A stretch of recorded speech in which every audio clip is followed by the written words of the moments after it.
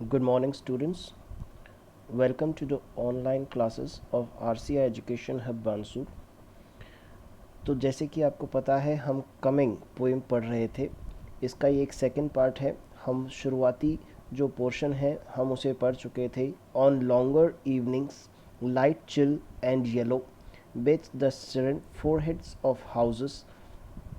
A thrush sings laurel surrounded in the deep bare garden, its fresh peeled voice astonishing the brickwork. It will be spring soon, it will be spring soon. तो poet जो है इसमें nature का, प्रकृति का बहुत खूबसूरत वर्णन कर रहे थे। एक पतझड़ की ऋतु जो है जो वर्तमान में चल रही थी, सर्दियों के ठीक बाद में पतझड़ की ऋतु, जब पेड़ जो हैं वो खाली हो चुके हैं, उन्होंने अपने पत्ते नीचे गिरा दिए हैं, उसकी एक शाम का वर्णन करते हैं कि ये शाम जो एक लंबी सी है, ठंडी है थोड़ी, और सूरज की पीली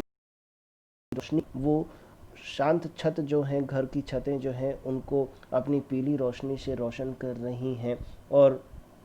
एक अजीब सी शांति है। उस अजीब सी शांति को उस सुनहरी रोशनी ने ढक लिया है। और इस बीच पोइट आगे कहते हैं कि एक थ्रश नाम का पक्षी जो है वो एक गार्डन में, वो गार्डन जो कि पत्तियों से रहित है, और उस बेर गार्डन में वो पक्षी जो है लॉरेल सराउंडेड, यानी वहाँ पर लॉरेल की झाड़ियाँ जो हैं वो वहाँ पर फैली हुई हैं, उसमें एक थ्रश पक्षी जो है वो अपनी उत्साह से भरी आवाज़ में चीख पुकार करने लगता है, यानी चीखने चिल्लाने लगता है, और उसकी तीखी आवाज़ जो है वो वातावरण की शांति को बाधित कर देती है। और उस गार्डन के चारों ओर की जो दीवार है, जो ईंटें हैं, ईंटों की दीवार को उन्होंने पोएट पर्सोनिफाई करते हैं और कहते हैं मानो वो भी एस्टनिश्ड हैं। एस्टनिशिंग द ब्रिक वर्क, ये लाइन थी कि एस्टनिशिंग द ब्रिक वर्क, कि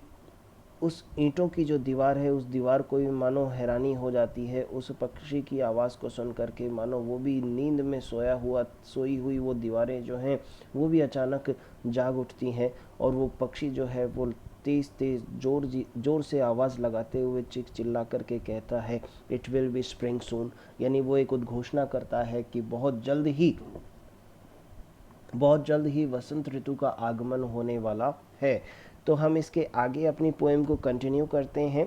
it will be spring soon, it will be spring soon, and I whose childhood is a forgotten boredom feel like a child। कि पोइट आगे कहते हैं एंड आई, और मैं, पोइट जो है वो आगे कहता है एंड आई हुज चाइल्डहुड, यानी मैं, हुज चाइल्डहुड जिसका बचपन,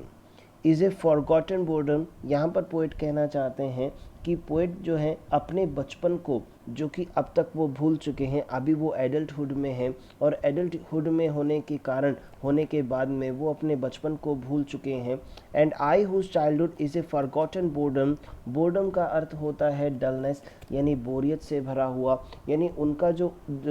बचपन था वो ज़्यादा किसी उत्साह से, उमंगों से, कुछ ज़्यादा कुछ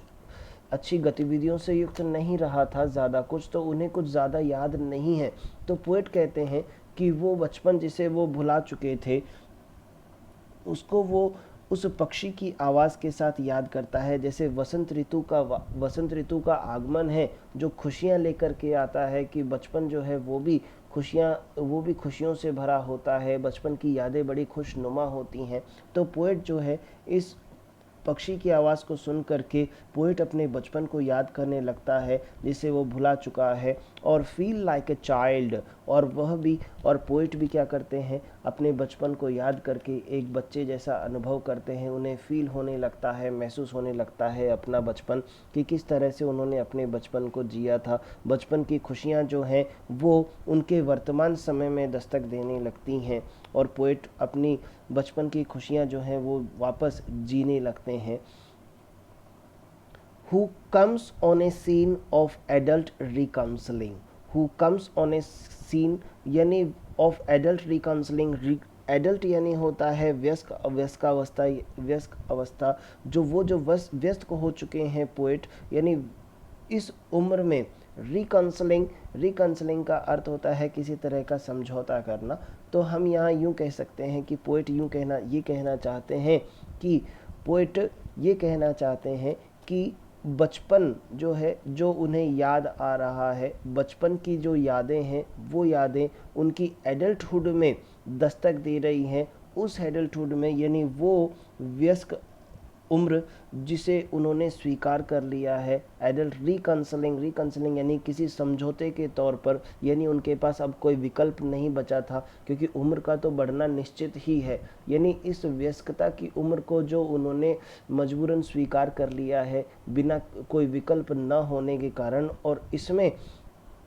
उन्होंने वो याद करते हैं अपने उस बचपन को, and can understand nothing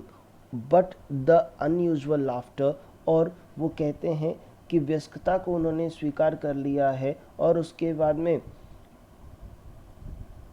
but the unused and can understand nothing, और उन्हें जिसमें कुछ समझ नहीं आ रहा है, बट द अनयूजुअल लाफ्टर, यानी वो उस बचपन को याद करते हैं जिसमें कुछ ज़्यादा समझ नहीं होती है, बट द अनयूजुअल लाफ्टर, और अनायास ही बिना किसी कारण के हंसना जो है, जो बच्चे होते हैं वो बिना किसी कारण के, बिना किसी विशिष्ट कारण के हंसने लगते हैं, तो वो उन्हें महसूस होता है, याद करने लगते हैं कि किस तरह से वो बचपन था जिसमें बिना किसी कारण के वो हंसने लगते थे। तो वो उन्हें याद आता है, and starts to be happy, और वो अपने उन बचपन की यादों को इस व्यस्त जीवन में याद करके अपने आप में खुश होते हैं, अपने आप को खुश होता हुआ पाते हैं। तो यहाँ कहीं ना कहीं उन्होंने स्प्रिंग सीजन, जो इस वसंत ऋतु है, वसंत ऋतु के आगमन को उन्होंने अपने बचपन से जोड़ा है, और वो ये कहना चाहते हैं कि जिस तरह से वसंत ऋतु का आगमन है जो खुशियाँ लेकर के आता है, लेकिन व्यस्क ऋतु जो है वो उस पतझड़ के समान होती है जिसमें किसी तरह की कोई खुशी नहीं होती, कोई उत्साह, कोई उमंग नहीं होता है। लेकिन बचपन को जब भी एक व्यक्ति याद करता है तो उसके मन में एक खुशियों का झरना फूट पड़ता है, आनंद की अभिव्यक्ति उसके मन में होने लगती है, और वो अपने आप को खुशियों से घिरा हुआ पाता है। तो इस तरह से पोइट ने बहुत ही खूबसूरती से नेचर को यहाँ रिप्रेजेंट करने की कोशिश की है, और उसके माध्यम से अपने बचपन को वापस दोबारा से जीने की कोशिश की है। Thank you so much. आपको, मैं होप करता हूँ कि आपको ये पोएम निश्चित समझ में आ ही गई होगी। अगर आपको ये समझ में आ गई है तो आप सब इस चैनल को ज़रूर सब्सक्राइब कीजिएगा। Thank you so much.